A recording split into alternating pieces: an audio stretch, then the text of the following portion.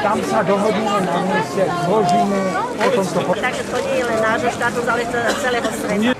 Vítajte dnes v Bratislave v tomto dni. Ďakujem vám za vašu podporu, že ste prišli. Na úvod vás chcem aj v mene Združenia pre ochranu rodiny všetkých, čo najsrdečnejšie privítať a poďakovať vám, že ste našli odvahu, že ste prišli sem. Možno na budúci týždeň budú tieto ulice úplne zaplnené niekým iným.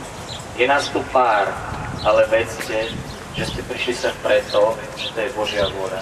Že Boh aj takýmto spôsobom chce prehovoriť do srdca tohto národa. 80% nášho národa, 80% občanov sa hlási ku kresťanstvu. 80%. A dnes je tu hŕstka ľudí, ktorí chcú povedať, že Boh je našim pánom, že Ježiš Kristus je víťazom. Keď sme asi pred mesiacom sa dozvedeli, že sa bude konať demonstrácia 22., tiež sme boli plní strachu a tiež sme nevedeli, čo od nás Pán chce. Ale môže vás všetkých povzbudiť slovami. Modlili sme sa, Pán dal také slovo z proroka Agea, ja ho prečítam. Je to Ageus 2.4. Teraz sa však zmuž Zorobábel, hovorí Pán, a vzmuž sa veľkňaz Jozedekov syn Jozue, a vzmuž sa tiež všetok ľud krajiny, hovorí Pán, a pracujte, lebo ja som s vami, hovorí Pán zástupov. Slovo, ktoré som s vami uzavrel, keď ste vychádzali z Egypta, a môj duch ostane medzi vami. Nebojte sa, lebo toto hovorí Pán zástupov. Ešte raz, bude to o chvíľu, a ja otrasiem nebesiami zemou, morom i suchou zemou. Takže do Bratislavy sme prišli preto, že sa budúci týždeň, 22. má konať jeden z najväčších pochodov homosexuálov v Strednej Európe. Sme tu preto, aby sme jasne povedali a oznámili Boží hlas, že je to ťažký hriech pred Bohom, že je to ohavnosť. Neprišli sme preto, aby sme odsúdili ľudí, ale prišli sme preto, aby sme im v láske chceli povedať, že jediná spása, jediná ich nádej je Ježišovi Kristovi, v našom Pánovi a v našom Bohu. Prišli sme vyzvať prezidenta, vládu a Národnú radu, aby sa zasadili o prijatie zákonov, o ochranu rodiny a o zákaze perzekúcie za homofóbiu, ktorú prináša Európska únia do tohoto priestoru, za to, že sa budú presadzovať, možno umelo, možno skryto, záujmy týchto skupín. My sme prišli v láske k ním, pretože im chceme povedať toto, že to, čo prídu sem robiť, je ťažký hriech, je ohavnosť pred tvárou živého Boha. Každý z nás, nevynímajúc mňa ani teba, ani ich, bude stáť raz pred tvárou živého Boha. A každý z nás sa bude zodpovedať za každé slovo, za každý svoj skutok. Boh jasne hovorí Levitikus: nebudeš obcovať s mužom, ako sa obcuje so ženou.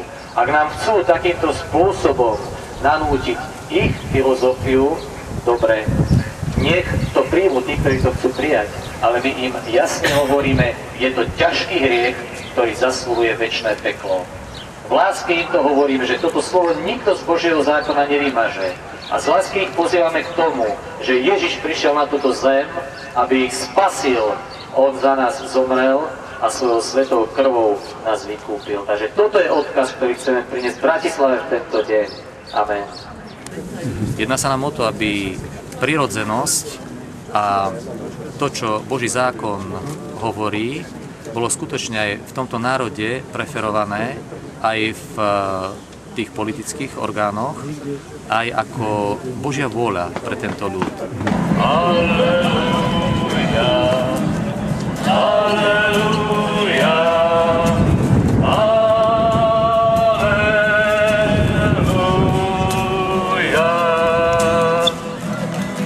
Počúvaj, Slovensko, Ježiš je tvoj Boh.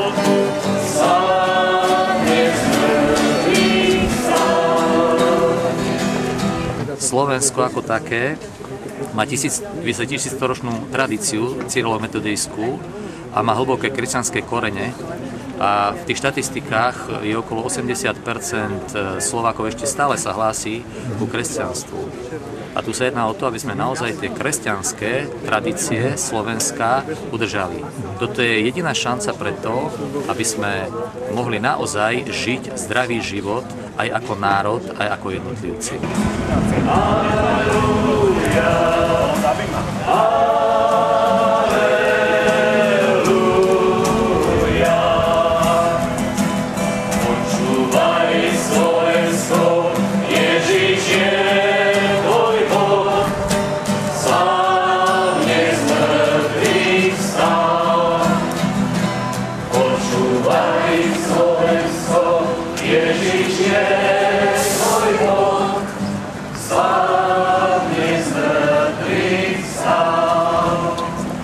Áno, hovoríme o percentách, o množstve, o väčšine katolíckeho Slovenska.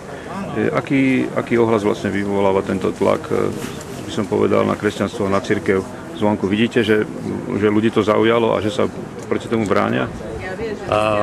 Povedal by som tak, že jak sme do tohoto vlastne duchovného boja vstúpili, tak sme si uvedomili, že sú isté skupiny ľudí, ktoré hneď vlastne vnímajú, že to, do čo sme sa pustili, je naozaj boj, ktorý treba bojovať za čistotu viery, že treba bojovať boj za Ježiša